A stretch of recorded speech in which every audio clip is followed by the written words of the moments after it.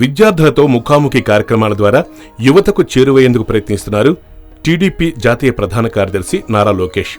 ఈ మధ్య వరుస ముఖాముఖి కార్యక్రమాలతో యువతను ఆకట్టుకునే ప్రయత్నం చేస్తున్నారు లోకేష్. తిరుపతిలోని చదలవాడ ఇంజనీరింగ్ కాలేజీ విద్యార్థులతో నిర్వహించిన ముఖాముఖి కార్యక్రమంలో లోకేష్ పాల్గొన్నారు.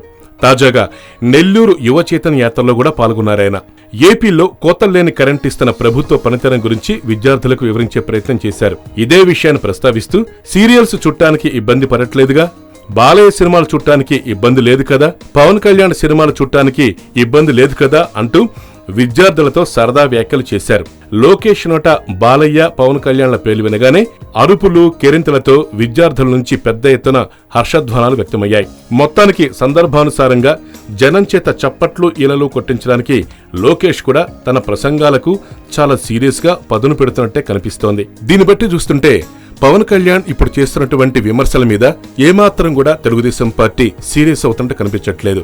ప్రత్యేకంగా లోకేష్ తాను చేస్తున్నటువంటి ముఖాముఖి కార్యక్రమాల్లో పవన్ కళ్యాణ్ పేరు ప్రస్తావించడం కూడా టీడీపీకి పట్ల పవన్ కళ్యాణ్ వైపు ఎలాంటి సుముఖత ఉన్నది అర్థమైపోతుంది.